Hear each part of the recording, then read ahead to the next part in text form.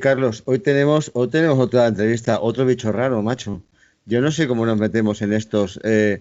¿Tú lo has pensado? Yo sí que lo he pensado, pero buen chaval, hombre, es un buen chaval y además No, es un no, fuera buen de chaval, ya serie. lo sé. Si lo hemos saludado en otro capítulo y tal. Lo que pasa es que, o sea, hace muchas cosas raras, raras, y algunas en kayak o similares. Pero claro, es que, bueno, no sé, Pero, yo, pero es un aventurero y además, aventurero, piénsalo, bueno, piénsalo, nos puede invitar a Galicia a comer sí, marisco. sí, sí, es como Indiana Jones en gallego. Vale, mira, me has Sí. convencido. Esto es Planeta Kayak, un podcast donde vamos a charlar sobre este apasionante mundo, siempre de forma divertida y entre amigos. Navega, escucha, participa o pregunta para ser uno más de esta familia. Recuerda que nos puedes encontrar en nuestra web planetakayak.com. Y ahora disfruta de este programa, Planeta Kayak.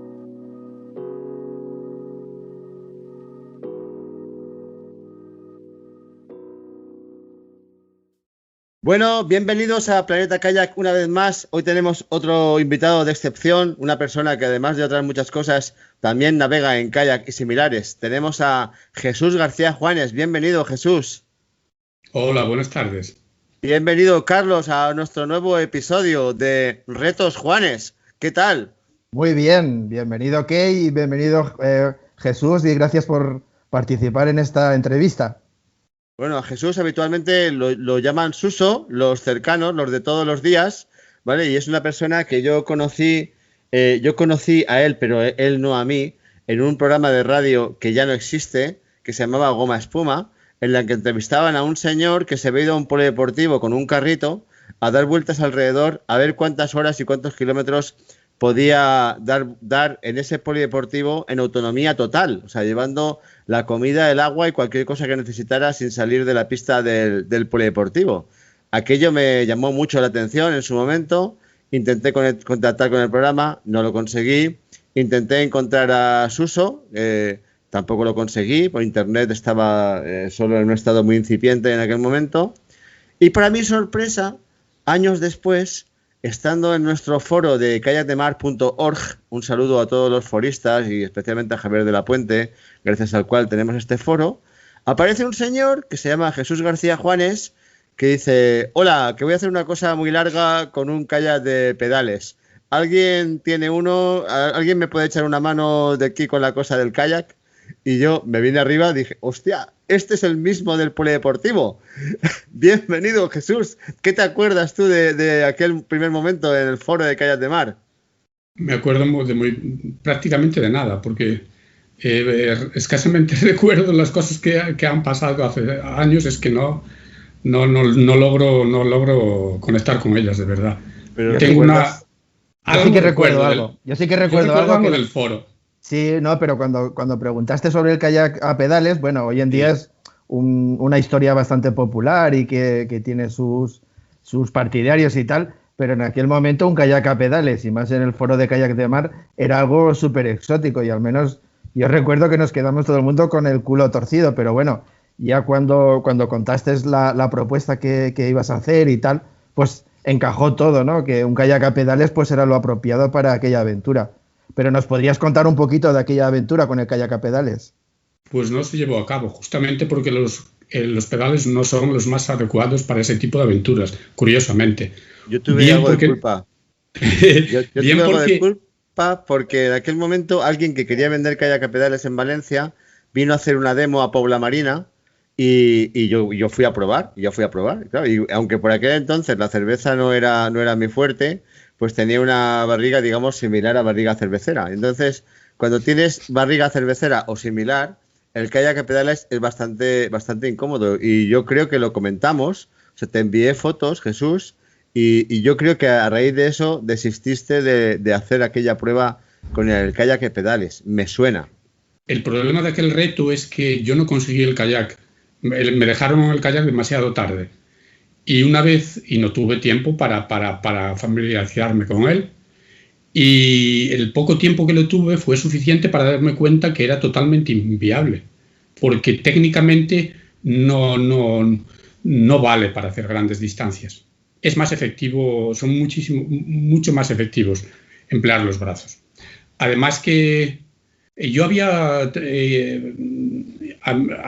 intentado esa opción porque tengo túnel carpiano en ambas muñecas y sabía que una opción era hacerlo con pedales, pero finalmente no se llevó a cabo la aventura. Bueno, aquella aventura que estabas planificando, ¿era la de los 1000 kilómetros en kayak por el río Miño? No. ¿Cuál era? No es la misma. Vale, ¿y qué aventura estábamos planificando? Estaba planificando una aventura de larga distancia también, pero en Rivadavia concretamente, en un embalse de Rivadavia. Vale. ¿Y aquella se llegó a hacer con otra embarcación de algún tipo? Esa aventura no se llegó a hacer. Lo que ahora me hace es dudar si esa aventura fue anterior o posterior a los 1000 kilómetros en kayak de mar que se hizo en el río Miño. Vale, Estoy dudando si fue anterior o posterior. Con todos ustedes, los 1000 kilómetros en kayak de mar en el río Miño. Suso, cuéntanos de aquella aventura. Esa aventura se hizo en el año 2006. Y yo simplemente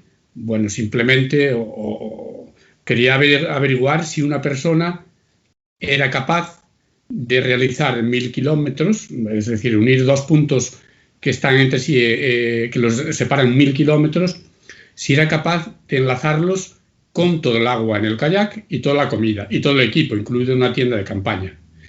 Entonces, yo puse agua y comida dentro del kayak. El día en que comencé la aventura era un circuito de tan solo 5 kilómetros, es decir, 2,5 kilómetros río arriba y 2,5 kilómetros río abajo, que para subir era un infierno porque tenía un poquito de corriente. Entonces recuerdo que justamente cuando yo metí todo el agua y toda la comida dentro del kayak y el equipo y la tienda de campaña, porque yo cada día, aunque estaba remando en un circuito muy, muy, muy pequeño, cada noche salía del kayak y montaba mi tienda, entonces me di cuenta que el agua estaba justamente al nivel a 2 dedos de la bañera. Estaba a punto de entrar y realmente me asusté, pero después dije, bueno, no hay problema, dentro de un par de días me he bebido un poco de agua y he comido un poco de comida y supongo que el kayak irá un poco más para arriba. Fue muy curioso porque ahí entrenan los profesionales, le llaman el circuito del Rey Chiquito, y el personal me miraba con una cara rarísima y decía que realmente estaba mal de la cabeza. No sé porque lo que iba a hacer yo con un kayak de ese tipo, con tanto peso, era totalmente imposible. Quizá hubiera sido mucho más fácil en el mar, porque tienes más flotabilidad. Yo creo que no haces tanto esfuerzo. Hay que tener en cuenta que el río Miño, donde yo hice esos 1000 kilómetros, en algunos tramos solo tenía 1 metro, incluso menos de 1 metro, y ahí el agua se hace muy pesada. Vamos a ver, eso fue simplemente curiosidad casi científica para averiguar lo que yo necesitaba para comer, lo que necesitaba para beber, el peso que iba a perder, porque seguramente en un futuro no muy lejano, más adelante, todas esas conclusiones las aplicaría, pues yo qué sé, en Groenlandia, en Alaska, en cualquier lugar donde forzosamente yo me vería obligado a hacer autosuficiencia, en las mismas condiciones. ¿Por qué lo hiciste en un circuito de 2,5 kilómetros para acá y 2 para allá, en vez de en un embalse del río Miño, por ejemplo, que tiene 100 kilómetros de largo? Pues no te sabría contestar, quizá porque estaba muy cerca de casa, lo tenía prácticamente a 15 kilómetros de mi casa y bueno, hubiera sido mejor quizá hacer un recorrido más largo, pero además me quería someter justamente a esa tortura, es decir, a ver si era capaz de soportar a la misma tortura que había soportado en una pista de atletismo, que eran 400 metros nada más, 300 y pico metros. Ese era el reto. Entonces, casualmente, el día de mi cumpleaños, el día 21 de julio de 2006, yo conseguí hacer, que me costaba muchísimo, conseguí hacer 21 chiquitos. 21 por 5 kilómetros son exactamente 105 kilómetros. 105. Yo contabilizaba los chiquitos, no los contabilizaba con GPS, había puesto unas bolitas encima del kayak y yo pasaba una bolita en la goma por cada chiquito que hacía. Entonces yo estoy seguro de que hice más de 1000 kilómetros, porque seguramente en algún chiquito me olvidé de pasar una bola, pero nunca pasé 2 al mismo tiempo. El famoso GPS ruso, basado en los abacos con los que cobraban en los supermercados hasta no hace más de 30 años. Parecido. Fue una experiencia durísima, porque ahí me di cuenta de que yo tenía síndrome carpiano en ambas muñecas, no por lo que había remado en kayak, que no había sido mucho tiempo, sino por los trabajos que había hecho de construcción con taladros muy pesados. Entonces, en esa aventura perdí muy poco peso debido a la alimentación que usé, que es decir, acerté plenamente en la alimentación, pero me di cuenta que, es decir, llegó un punto que por la noche era incapaz de sacar el saco de dormir, de volverlo a meter en su funda y tenía dolores terribles en ambas muñecas. A partir de esa aventura me di cuenta que mis travesías en kayak de larga distancia tendrían que ser reducidas, cortas. ¿Recuerdas que llevabas de comida en ese viaje? Pues acerté en la alimentación porque básicamente lo que hacía era solo una cena, una comida importante por la noche desde que montaba la tienda, y básicamente pues era una comida sustanciosa a base de embutido, queso, puré de patata, es decir, di en el clavo. Es decir, la cena funcionaba, le echaba mucho aceite de oliva, era perfecta para no perder peso y de hecho perdí muy poco peso en esos 1000 kilómetros en kayak. Muy bien, hidrato, proteína y grasa de la buena, fantástico. Aceite de oliva, puré, embutido, es decir, una comida diaria decente. Por la noche, siempre por la noche. Y por el día comer en el kayak. Y por el día comer cosas en el kayak sin bajar. Sin bajar prácticamente del kayak. Después pues llegué a las primeras conclusiones sobre consumo de agua y bueno, realmente a nivel de pérdida de peso fue una maravilla. No bajé de peso prácticamente. Porque acerté en la dieta. ¿Y cuánta agua consumías al día? Yo creo que metí en torno a... hice cerca de 90 kilómetros diarios. Uno de los días fueron 105 kilómetros. Yo creo que consumía entre 1 litro y 2 litros de agua, más o menos, sobre 1,5 litros de agua aproximadamente. Claro, ¿qué es lo que vengo con...? ¿Perdón? Eso porque es en Galicia, que hay unas temperaturas contenidas. Eso lo haces aquí en Valencia y solo con el agua de beber hundes el kayak, claro. Se hizo creo que en julio y hacía bastante calor también, pero entre como mínimo de 1,5 litros a 2 litros de agua aproximadamente. ¿Y de cerveza? Cero. No de la de cero de alcohol, sino básicamente porque el agua creo que la metí. No, el agua me limité a meterlo en botellas de 1,5 litros en los tambuchos. Apunta, Carlos Izquierdo, este reto no es para ti. Y la cerveza lleva casco de vidrio. Sí, y es lastre además. Es lastre. Carlos, fue una actividad durísima, un circuito muy corto, pero básicamente lo que quería averiguar era mis consumos de agua y de alimento en una travesía de larga distancia. ¿Vale? Porque un año antes te habías ido al Fiordo de Sogn, el Sognefjord, ¿vale? Y habías hecho otros 1000 kilómetros en un recorrido de unos 250. Y ya algo sabrías, ¿no? Por ese viaje. ¿Qué nos puedes contar de ese viaje? Bueno, fueron 250 kilómetros nada más, pero en el medio natural, mucho más interesantes. Mira, yo compré un kayak hinchable de 2 plazas en enero, más o menos en invierno. Me fui con Teresa, mi mujer, a una ría. Nos subimos los dos a la ría. Mira lo que sabía yo de kayak y de remo. Nos metimos los dos en la ría, creo que fue la ría de Pontevedra, y casualmente estaba bajando la marea y lo único que logramos fue estar siempre como 1 hora más o menos en el mismo sitio. Es decir, no tenía ni la más remota idea de remar en un kayak. Y en septiembre de ese mismo año, casualmente me invitó un amigo de Valencia, una pareja de Valencia, que trabaja en el hospital de la FE, y me invitó a ir al Sognefjord. Y Y yo me quedé de piedra, me quedé alucinado. Y digo, no tengo ni idea de ir en kayak, pero eso no me lo pierdo, es que no me lo pierdo de ninguna manera. Entonces cogimos una furgoneta en Barcelona, yo fui en tren a Barcelona, ellos salieron de Valencia con una Volkswagen, de estas bastante antiguas, que por cierto hubiera sido más económico ir en un avión de lujo, porque aquello bebía, que era una maravilla. Nos presentamos en el norte de Dinamarca, allí la metimos en un ferry y saltamos a Noruega. Y bueno, aquello fue una gozada, fue un viaje, pero bonito de verdad, y en el que disfruté. Había un pequeño problema, y en eso me tienes que echar una mano.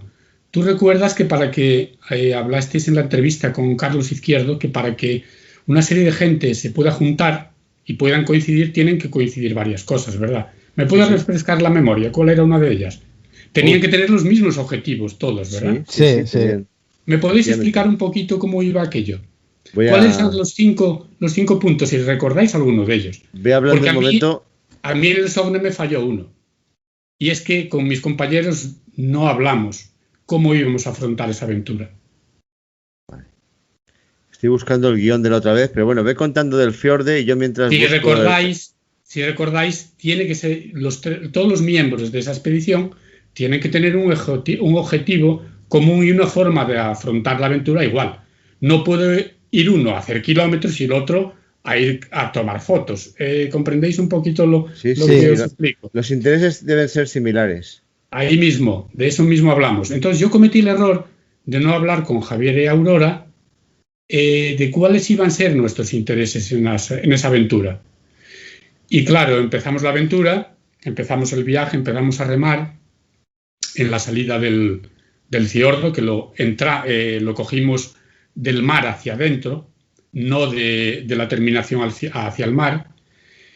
Y resulta que ellos llevaban un plan de vida pues excesivamente tranquilo y yo me puse muy nervioso, porque yo quería empezar a remar a las 8 de la mañana, cuando me despertaba, y ellos pues llevaban otro ritmo y iban más tranquilos, recogían todo más tranquilos, y ellos empezaban como a las 10 o las 11 de la mañana. Entonces llegó un punto en que el segundo día, más o menos, o el tercer día, como mucho, pues yo continué solo travesía arriba. Sí, bueno, pero de todas maneras, según también cómo sean las personas, sí, claro, el conflicto puede surgir en plena travesía, pero bueno, también se ha dado el caso en algún viaje de que 2 o 3 viajeros, pues ¿sabes? Han llegado a un momento, eso pasa en bicicleta incluso, decir, oye, pues el ritmo es diferente, las inquietudes es diferentes y yo tiro para adelante y tan amigos, o sea, eso tampoco no es un problema, pero desde luego si desde casa, digamos, la filosofía y el planteamiento pues queda claro, pues claro, menos problemas. Lo que pasa que a mí no me gustó porque después cuando yo regresé de ese viaje me di cuenta que cometí un error. Mejor dicho, 2 errores. Primero, no haber hablado del tema por ignorancia, porque yo cuando escuché la entrevista que le hicisteis a Carlos, me pareció esos puntos muy, muy importantes en una expedición de ese tipo. Entonces yo cometí 2 errores. Primero, no hablar del tema, y segundo, una vez que estaban en el viaje, en la expedición, haberlos dejado solos. Lo correcto creo que era haber hecho el viaje al mismo ritmo, los 3, por cuestiones de seguridad y por cuestiones de respeto y de educación, considero, No sé si os ha ocurrido alguna vez algo parecido.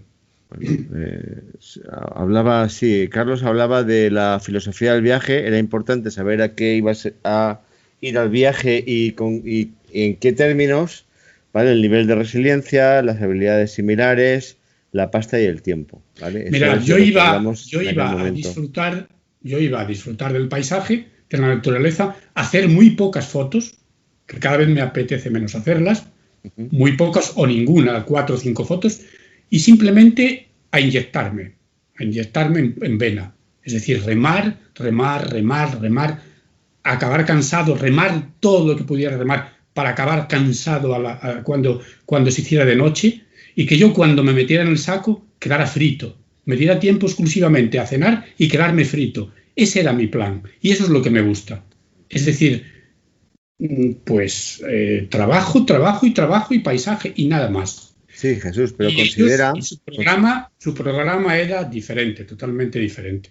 Considera que en el amplio rango de un viaje que va desde ir a un resort a espanzurrarse y beber hasta perder el control y para luego despertarse y seguir bebiendo y descansando, y el otro extremo que puede ser el tuyo de ver la mayor cantidad de cosas posibles, disfrutar del paisaje, cansarte, agotarte y aprovechar que has hecho un montón de kilómetros para ver mundo, ¿vale? Hay una amplia gama de grises y entonces, claro, tal y como comentó Carlos, pues no solo hay que acertar en qué nivel de gris vas a hacer ese viaje con esas personas, o sea que tú tienes que de entrada pues decir, bueno, pedalearemos o balearemos unos tantos kilómetros al día más o menos, comeremos envasado o pararemos a comer en algún momento, dormiremos, o sea, aclarar un poco para que luego no haya sorpresas, no haya, digamos, decepciones, ¿no? Entonces, claro, no sé la premisa inicial del viaje, pero si ya conocían tu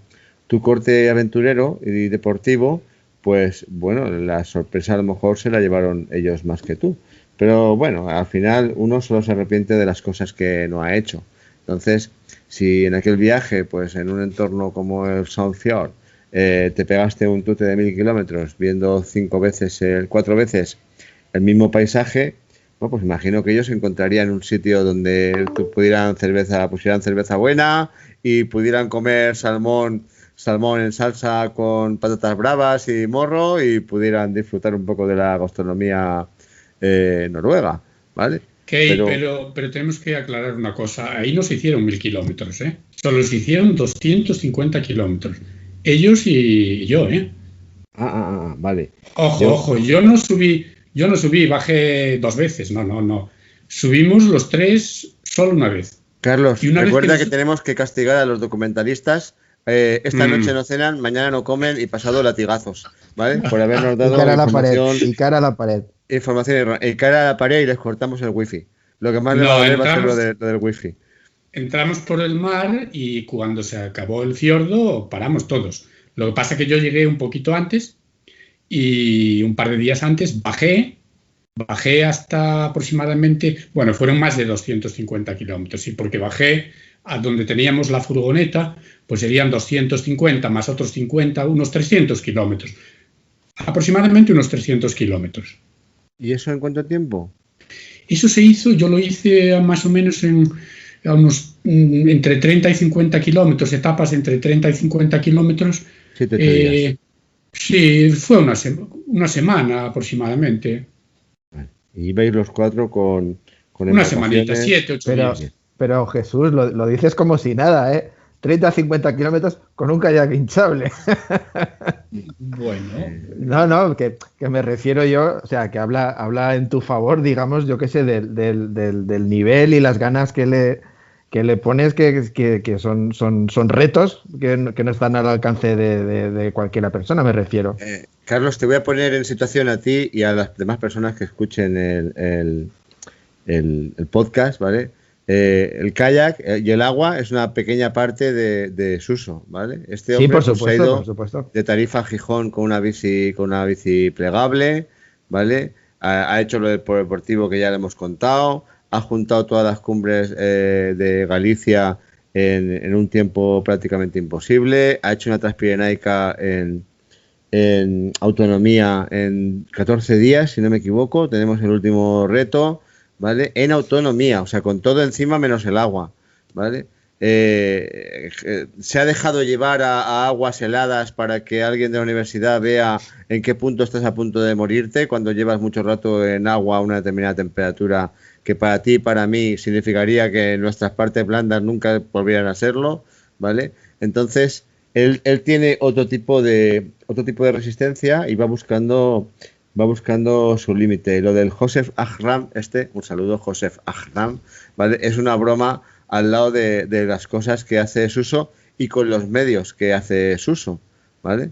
Con los medios. Él ha inventado medios para hacer cosas. Él ha inventado una mini pulca para poder hacer la transpirenaica en autonomía, ¿vale? Y bueno, pues inventa cosas, Carlos. Tú imagino que conocías algo de todo esto. Sí, por supuesto, ¿no? O sea, vamos a ver, la historia de Jesús, o sea, como aventurero, ya no es solo lo que consigue, que es una cosa extraordinaria, sino precisamente por lo que tú has apuntado, por la creatividad que le echa y con los medios, porque claro, muchas veces se montan estas aventuras pues con unos medios, una repercusión y un respaldo que, digamos, entre comillas, lo facilita más. Y lo extraordinario de Jesús precisamente es las cosas increíbles que ha realizado, muchas veces con filosofía de autosuficiencia y con los medios. O sea, ole por él.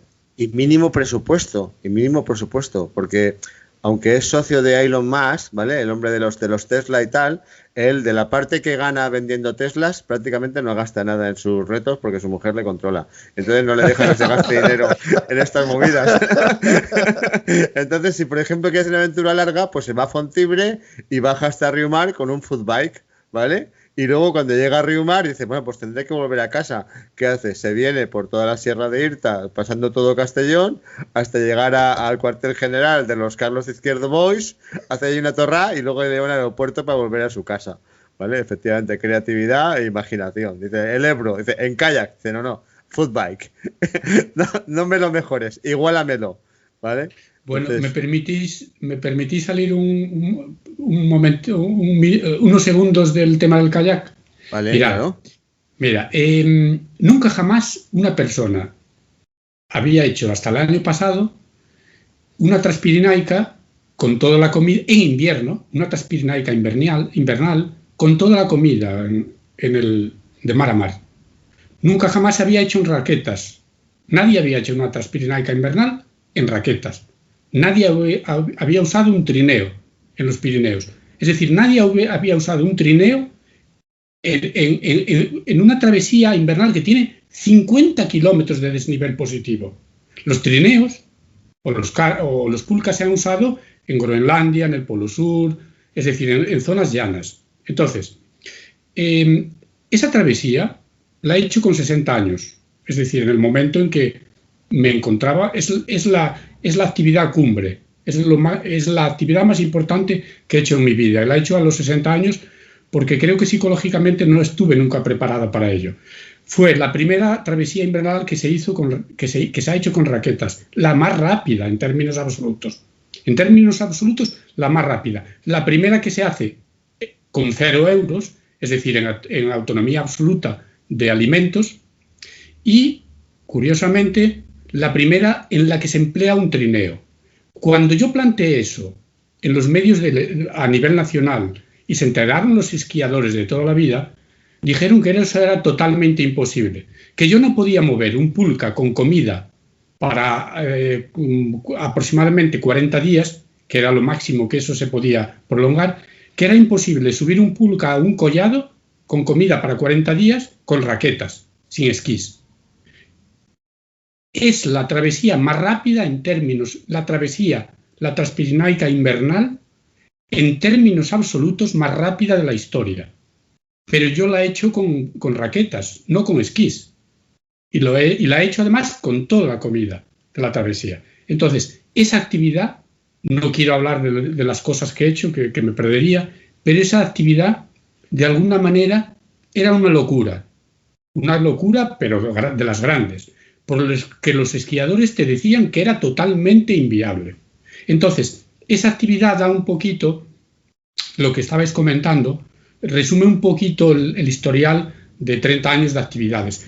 Esa actividad se hace solamente si previamente se han hecho estudios de hidratación, estudios de alimentación y estudios de hipotermia.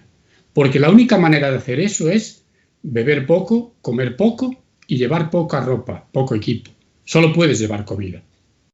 Y todo eso, lo que hice en el río Miño, más o menos, sometiéndome a un suplicio de 1000 kilómetros en un kayak de mar, con todo el agua y con toda la bebida, era de alguna manera un estudio experimental también para aplicarlo en esa transpirinaica. Quería saber el peso que perdía, lo que necesitaba para beber, etcétera, etcétera. Impresionante el documento. Esto lo hemos seguido un poco por Facebook y luego has ido echando relámpagos de la transpirinaica invernal, poco a poco, de momentos que has ido recordando. y la verdad es que son cosas interesantes cuando, bueno, pues sabes que hay personas que hacen cosas muy grandes, con grandes presupuestos, con grandes preparaciones y tal. Suso es su equipo de documentación, Suso es su equipo de diseño de producto y de equipaje y es su propio diseñador. Y luego, o sea, son aventuras Juan Palomo, yo me lo guiso, yo me lo como.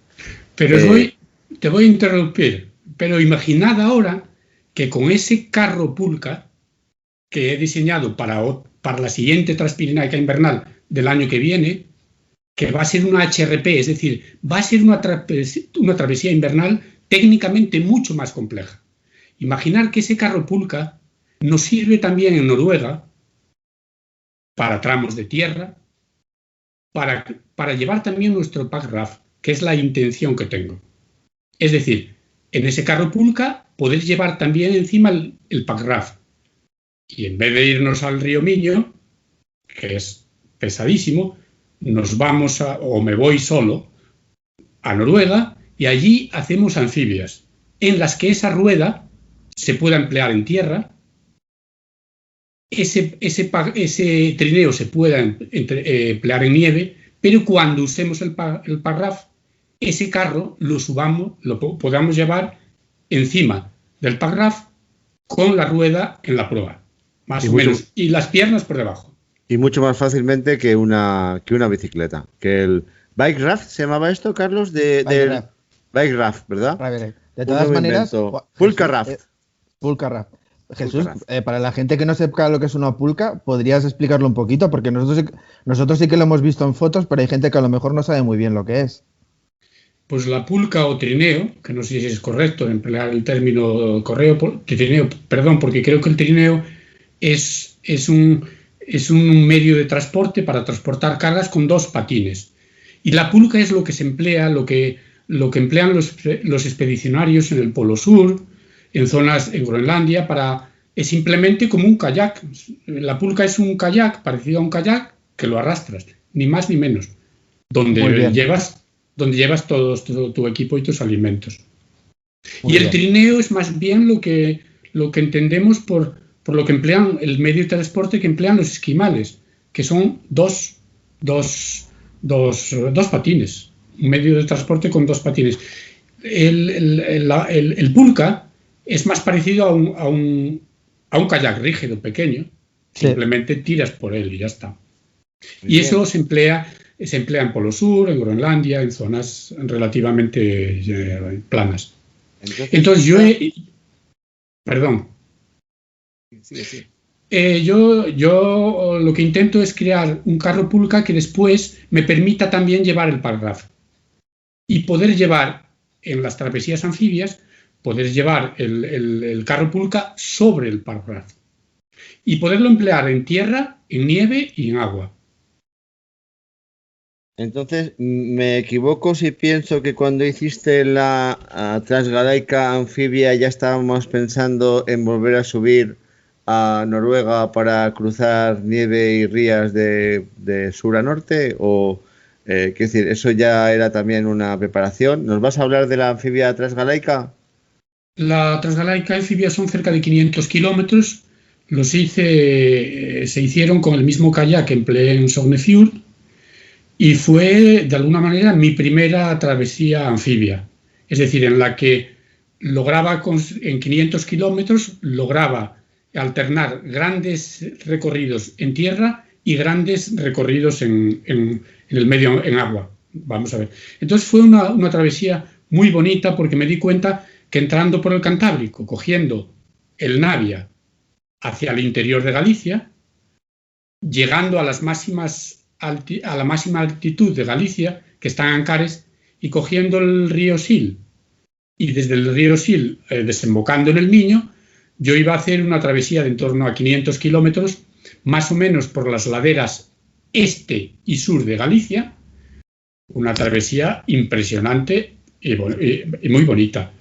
Pero no conté con que la última parte del río Miño, tiene unos rápidos que yo no conocía, y en eso soy muy inconsciente, por eso a veces me estira de las orejas Carlos Izquierdo, porque Carlos es una persona que esos temas se los toma muy en serio y yo soy algo, en ese aspecto, algo abandonado. Pues resulta que en la parte final de la Transgalaica Anfibia, en la única parte donde había rápidos importantes, yo me encontré aproximadamente a las 6 de la tarde o a las 7 de la tarde con pasos de tercer grado. Es decir, yo estaba haciendo ese tramo a vista, no lo conocía. Y por eso yo, la segunda vez que fui a hacer esos rápidos, fui acompañado, solo no hubiera ido. La Transgalaica Anfibia fue una travesía preciosa, una travesía bonita de verdad. Me inyecté en vena otra vez, trabajo, pero disfruté muchísimo. Porque fueron muchos kilómetros, fueron aproximadamente 500 kilómetros. En 500 kilómetros te da tiempo a machacarte bien machacado. Curiosamente, ascendiendo el Navia, no hay absolutamente nada, no hay infraestructura. No hay restaurantes, no hay bares, no hay absolutamente nada. Bajando el Sil y bajando el Miño, sí, en esa parte del recorrido, pero disfruté muchísimo. Llevaba también un carrito con una rueda, de unos 30 centímetros de diámetro. Lo que hacía era esa embarcación de 12 kilos, que era muy pesada. Yo hasta ese momento no conocía el Parraf. Si lo hubiera conocido, lo hubiera empleado, hubiera sido una gozada, porque no se pueden comparar 12 kilos, más el hinchador y las palas y todo eso, con 2 o 3 kilos nada más. Pero aún así fue una maravilla esa travesía. Quizá porque era la primera que hacía, la primera travesía anfibia. Entiendo que las partes de tierra las hacías con el carrito, no llevabas la bici a bordo. No, fue una travesía anfibia, realizada caminando y remando. Vale, aproximadamente. ¿Alguna cosa ya has hecho con Packraft y bici? Creo que no. No, sí, narices, ¿cómo que no? Mira, mi problema es que debería apuntar en la libreta las cosas que he hecho. Porque a veces lo que anda por internet se lo lleva el viento. Yo, por ejemplo, soy un desastre. Perdona que te interrumpa. Yo me acuerdo que cuando nos hicimos amigos en el foro de Kayak de Mar, te dije, oye, Jesús, estaría bien que hicieras algo y que tú publicaras los detalles y las tal, para luego, una para los que nos interesan estas cosas y otra para tú recordarlo. Entonces, ¿te acuerdas que te creé un blog de los de Blogspot? Sí. ¿Te acuerdas? Retos Juanes S.A. Sí, pero lo tengo abandonado. Porque sí, como todo el mundo. El que diga que, menos Carlos, que es auténtico profesional y blogger puta madre de pata negra, ¿vale? Eso sí que es un blog decente. El resto de bloggers del mundo, bueno, y Carlos Izquierdo, perdón, que aún publica algo, sí.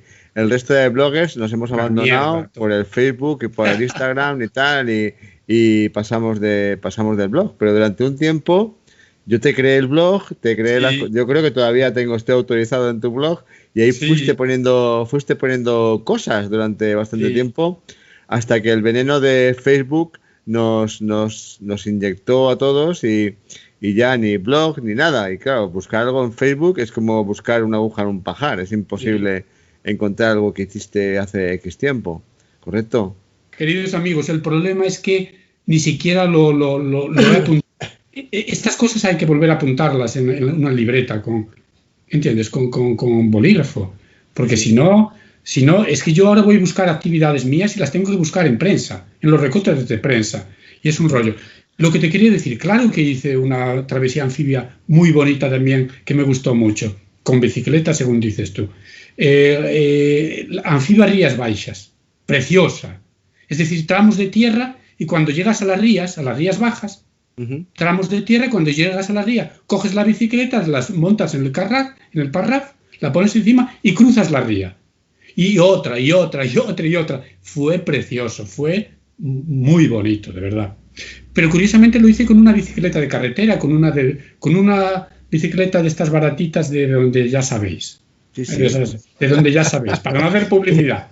Y donde no nos patrocinan. Haz. Igual nos llaman. Haz. Igual son los que nos regalen el pata negra, el Joselito o el 5J. Haz, no te cortes. Nosotros lo regalamos. De cartón, bicicleta de 200 euros de cartón. Muy Eso bien. sí, un Parraf, un Nortic. que eso ya vale, eso ya vale más cuartos. Entonces, rías bajas, bicicleta baratita y pack raft. Te cruzas las montañas, llegas a la ría, bicicleta al pack raft. Llegas al otro lado de la ría, montaña. Llegas al siguiente, hay 4 o 5 rías, una detrás de otra.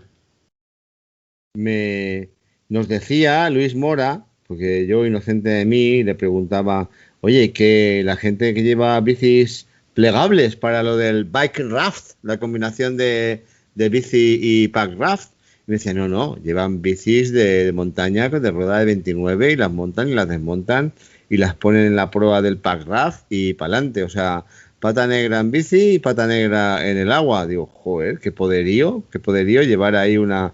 Pero bueno, que si podían con las mountain de rueda de 29, pues la que tú llevabas, que yo creo que la he visto en alguna foto, que es una bici de estas mixtas de carretera, pues sin ningún problema y menos peso todavía. O sea que...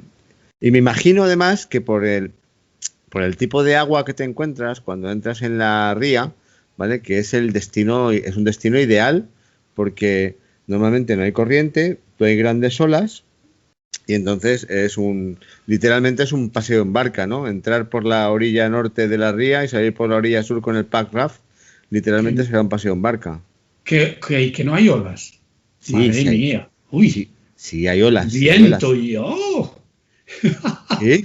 Y marea, seguro que tiene que haber mucha marea, ¿no? Bueno, marea sí, pero cuando estuvimos Carlos y yo, la verdad es que fue un recorrido lo recuerdo como un recorrido muy placentero, con pocas inclemencias meteorológicas. Según el día que te pille y según muchas cosas. Y bueno, como en todos lados, pero parece que es más habitual que haga bueno, o sea, que sea una especie de Caribe norteño, ¿vale? Que haga malo, que es un poco más difícil que haga malo, ¿no? En las rías. Yo sabéis que no soy nativo gallego, que he estado solo para agua una vez nada más, pero se ve que nos tocó la lotería, Carlos, el viaje que sí, nos tocó la lotería. Sí. Bueno, pues yo solo he hecho que hablar, sin jugar, yo solo he hecho que hablar bien de aquel viaje y de la climatología y de todo. Me pareció totalmente fantástico. Cuando desembarcamos en la ría de Arousa, yo pensaba, digo, me hago unas fotos y digo que esto es el Caribe. Esto era absolutamente genial.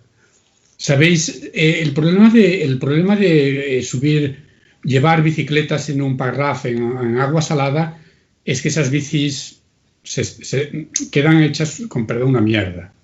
Porque se les mete la sal hasta los tuétanos. Y eso oxida, es decir, hay que llevar, yo no sé, o bicis de carbono, que eso no oxida, o llevar bicis de 50 euros. De verdad que se estropean muchísimo. Pero mucho de verdad, ¿eh? No hay forma humana, las tienes que lavar y aunque las laves, después eso acaba saliendo. Sí, el salitre se mete hasta lo más hondo, como el amor, efectivamente. Entonces, habrá de todo. Habrá quien diga, bueno, por rentabilizar peso, carbono, que las bicis de carbono también llevan partes metálicas, también les afecta el salitre le afecta absolutamente a todo, ¿vale? Y habrá quien diga, pues bici barata y cuando acabe la abandono en un contenedor, doy una vuelta sobre mí mismo y cuando vuelva ya no estará, ¿vale? O no creo que nadie lleve su mejor bici para una cosa de estas del bike raft. Simplemente apuntar, lo hemos nombrado varias veces, si no lo sabéis es porque no habéis oído el capítulo de Luis Mora, pero bike raft es la combinación de bici y pack raft. O sea, ir en bici cuando vas por el tierra y cuando llegas a una lámina de agua, desmontarla, montarla en el pack raft, que es una especie de balsa hinchable muy resistente, y cruzar con la bici a cuestas e ir alternando. Como un commuter de London, pero en vez de transporte público y bici, pues bici y pack raft cuando vas por el agua. Bueno, o sea que también eres un pionero del bike raft. Yo creo que no recordaba de este viaje tuyo del bike raft. Sí que recuerdo la bici, que pusiste alguna foto, pero en redes, pero de este viaje pusiste poco. ¿Te has comprado libreta ya, Jesús, para en los próximos 60 años próximos ir apuntando las cosas que haces con los detalles y tal? Mira, tengo que tomar medidas porque tengo claro que el blog no voy a ser capaz de continuar con él y me estoy dando cuenta que todo lo que publico en Facebook lo voy a perder. Lo voy a perder básicamente porque no puedo acceder a ello cuando quiero. Entonces, sinceramente, voy a coger una libreta y empezar, por lo menos, aparte de lo que aparece en prensa, tener un mínimo resumen de las cosas que voy haciendo anualmente. Claro, porque yo estoy pensando, o sea, me estás diciendo que te has estado preparando durante 60 años para hacer la Transpirenaica invernal, y es inevitable pensar en Carlos Soria, ¿vale? Que está ahora con 80 años. Imagino que sabéis que Carlos Soria es un señor que ha hecho los 14 8000 y está con 80 años intentando repetir sus dos últimos 14 8000 otra vez sin oxígeno. A la edad de 80 años. Perdona, Key, pero te tengo que interrumpir. Debes documentarte mejor. Carlos 2 días Soria... más sin wifi los becarios. 2 días más sin wifi. Y latigazos. Esta vez latigazos con cable RJ45. Carlos Soria tiene 14 miles. Le faltan 2. Sí, claro. Es decir, tú has dicho que ha hecho los 14. No, que ya los había hecho y los está repitiendo. No. Mira, Carlos Soria ha hecho 12. 12 de los 14 8000. Le faltan 2. Pero casualmente, qué curioso y qué duro, porque eso debe ser durísimo, el Dhaulagiri, sí. Esa montaña la ha intentado 10 veces. La próxima vez que vaya a esa montaña, la habrá intentado 11 veces. Y le falta... debe estar ya allí en este momento. No, ha regresado, acaba de regresar, creo. Oh. Era el 11, no sé si era el 12, el 10º intento o el 11º intento de su tercer 8000. Le faltan solo dos. Pero bueno, es una persona que ha empezado a subir esas montañas fundamentalmente a partir de los 60 años. Le faltan solo 2, pero es una persona que con 82 años cumplidos es que se mueve de maravilla en altitud. Y tú venías diciendo que soy muy viejo, ¿no? También. Sí, que le falta el Dhaulagiri y el Sisma Parma, para ser el octogenario primero en hacer los 14 8000 sin oxígeno, ¿vale? Acabar los 14 8000. Ahora mismo tiene 81 años, según el Mundo Deportivo, ¿vale?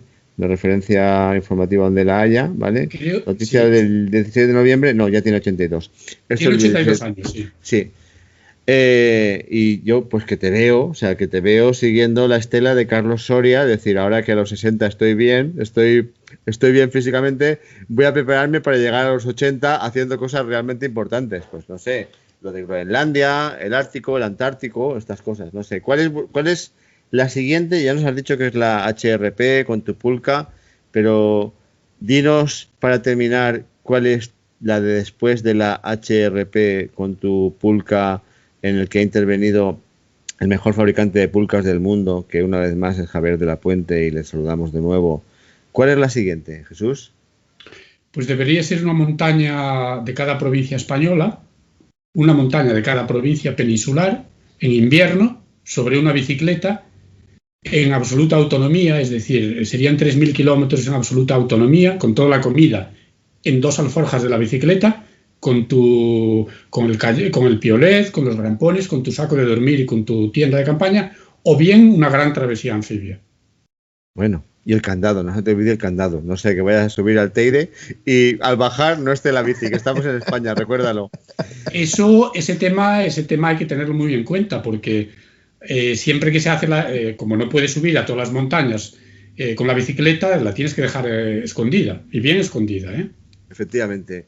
Bueno, Suso, ha sido un placer vernos. Hacía bastante que no nos veíamos, aunque fuera por imagen de Skype, ¿vale? Prometo que la próxima vez que vaya a Galicia iré a verte a tu casa, seguro, ¿vale? Ha sido un placer que nos cuentes historias. Han quedado muchas por contar, pero yo creo que más sería abusar, ¿vale? Si quieres dar algún consejo para las personas que se quieran dedicar a hacer cosas locas, largas, atrevidas y que no se les han ocurrido antes, el momento sería ahora.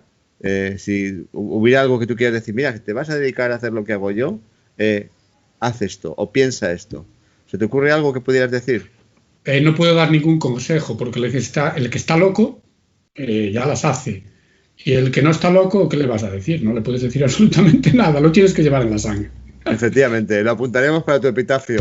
Suso, muchas gracias. Carlos, muchas gracias. Os recordamos que estamos en planetadekayak@gmail.com, planetakayak.com, en el Twitter, en el Tumblr, en el Instagram, en Facebook y en otras redes sociales que todavía nos han inventado. Muchas gracias por haber escuchado el episodio.